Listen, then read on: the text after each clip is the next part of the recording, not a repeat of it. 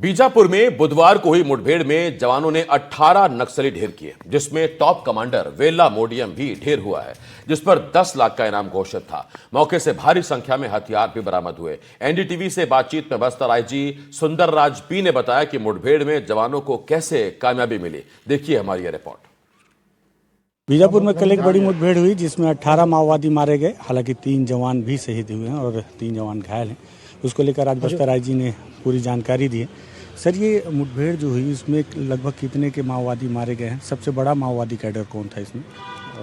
Total अब तक के जो आंकड़ा के हिसाब से 18 माओवादी कैडर के डेड बॉडी रिकवर किए गए थे और उनका शिनाख्ती इस रूप से हुआ।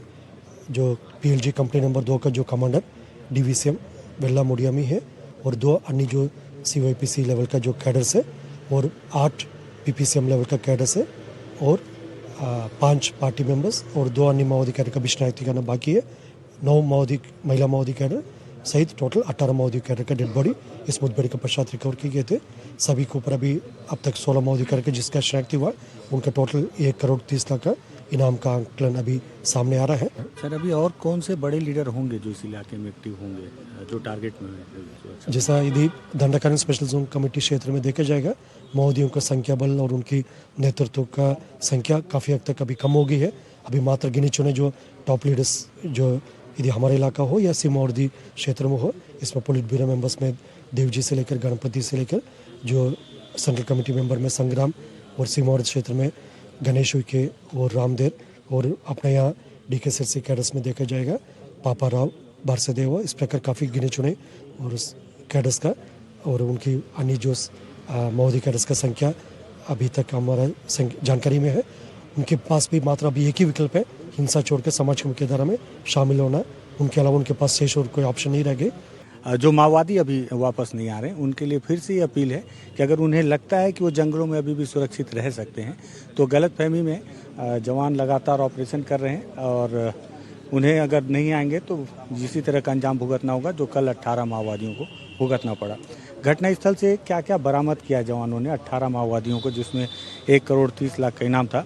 ये देखिए सारे ऑटोमेटिक वेपन है। खास बात बताऊं कि ये सारे हथियार जो हैं जो आज माओवादियों के पास से वापस बरामद किए गए हैं वो सारे हथियार जवानों से ही लूटे गए हैं। फायरिंग हुई है किस तरह से देखिए कि उनके जो मैगजीन है इसमें भी बुलेट्स लगे हैं जिससे छेद हो गए हैं बुलेट में।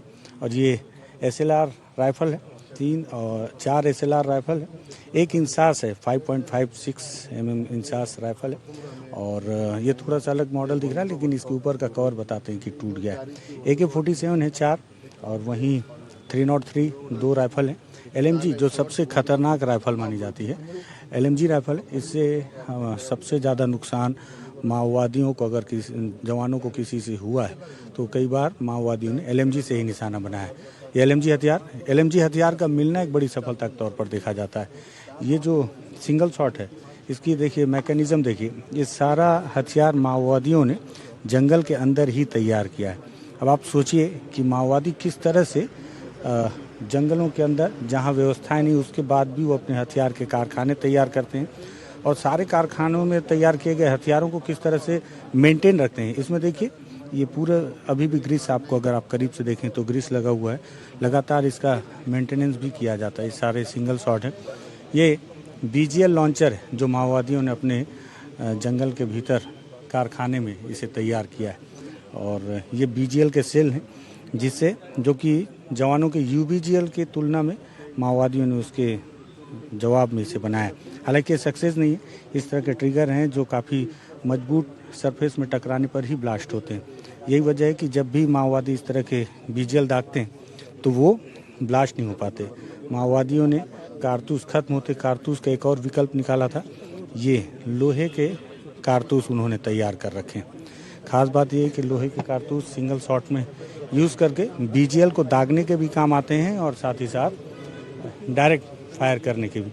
वहाँ से जो जिंदा कारतूस हैं वो सारे कारतूस भी यहाँ पर पुलिस ने बरामद करके सामने रखा है। साथ ही साथ 5 वॉकी टॉकी हैं। माओवादी जिस तरह से इलेक्ट्रॉनिक उपकरण का प्रयोग करते हैं तो ये 5 वॉकी टॉकी, उनके पिट्ठू बैग और अन्य सामान हैं। इसके अलावा और भी बहुत सारे सामान जो यहाँ पर दिखाए नहीं गए और इन मारे गए 18 माओवादियों में 9 महिला, 9 पुरुष हैं, जिसमें वेल्ला सबसे बड़ा नाम बताया जा रहा है, जिस पर 10 लाख रुपए का इनाम था और 1,30,00,000 रुपए सब पर कुल रकम बताई जा रही है।